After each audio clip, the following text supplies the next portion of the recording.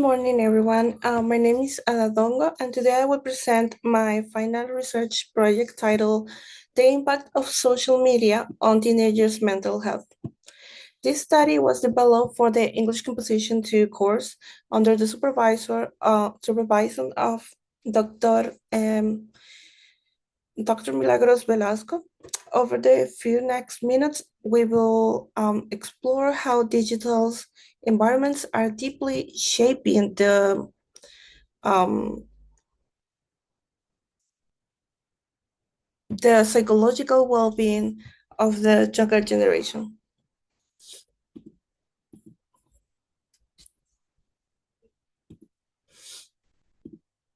Okay, so to give you an overview of this presentation, I have divided the study into six main sections. We will start with the introduction and review of the current literature.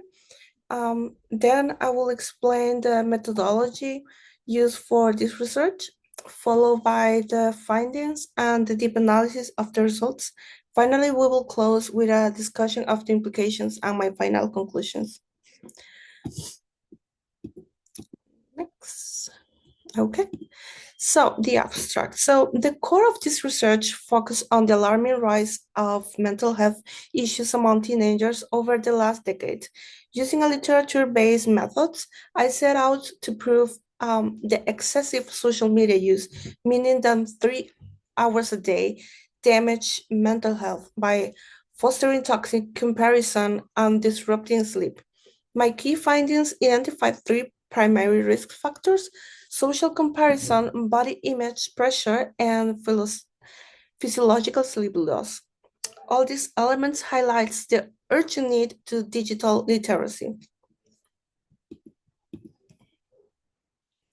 Okay, so social media is no longer just a tool, it's the space where teenage identity is formed. However, the US Department of Health and Human Service warns that high consumption doubles the risk of depression and anxiety. This is the problem we are facing, a generation that is constantly connected but emotionally vulnerable.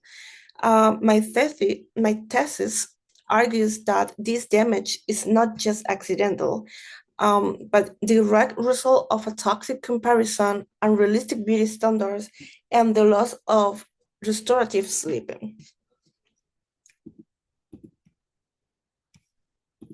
So, in my review of the literature, I analyzed key authors like Nessie, Manzanero, and Calaf from around the world, actually. While most studies agree that high screen times correlates with lower self-esteem, I found interesting differences.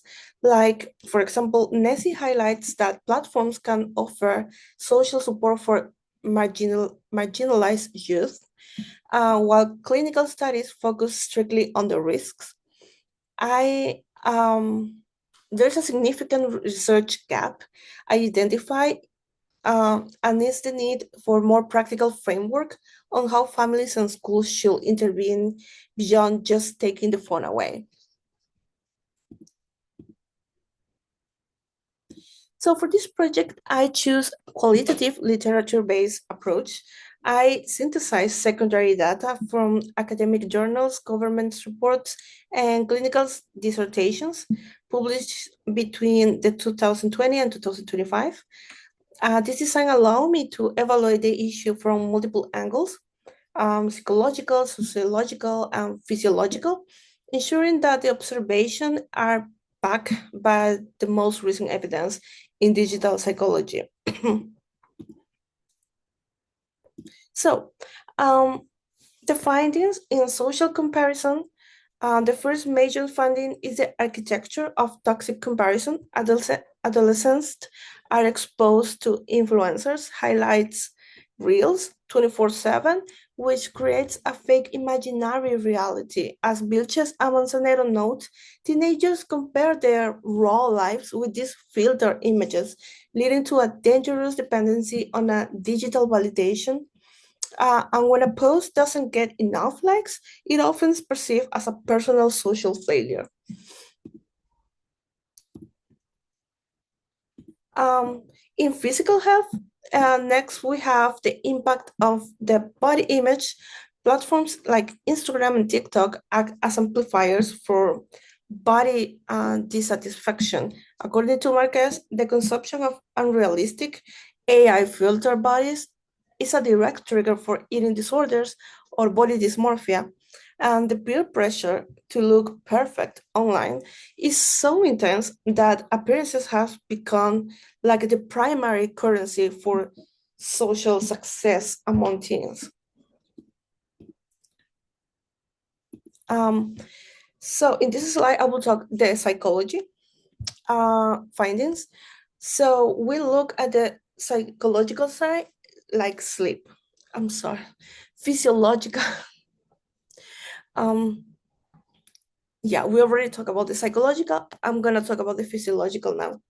I'm gonna talk about sleep because this stress, anxiety, and depression cause lack of sleep. Kind of research shows that late night scrolling just isn't just like a bad habit. It disrupts the melatonin production, and there's a chronic sleep loss that leads to poor emotional regulation and a drop in school performances in teenagers. So this creates a cycle where students feels unsuccessful in school and returns to social media for a quick hit of dopamine, but it's just worth the addiction. So, what does all this mean? My analysis suggests that social media is actively shaping brain development, right? So, while we cannot ignore the connective benefits, connectivity benefits, the risk currently outweigh them because teenagers lack the tools to navigate these platforms safely.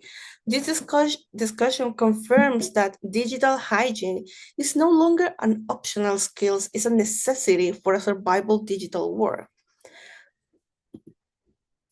Oops, I'm sorry. To conclude, um, the impact of social media is a biopsychological crisis that requires immediate action. So my study contributes a clear framework of how comparison, body image, and sleep interconnect. I recommend that schools move beyond simple restrictions and implement real digital literacy programs for future research. We must investigate how AI generated content will continue to blur the lines of reality for the future generations. And the final slide is going to be my references. You can see the academic sources that supported my research, including systematic reviews from the PMC and SciELO and clinical thesis. All citations follows the APA 7 edition format. And thank you very much for your attention. And I'm open to any comments that you teacher have. Thank you so much.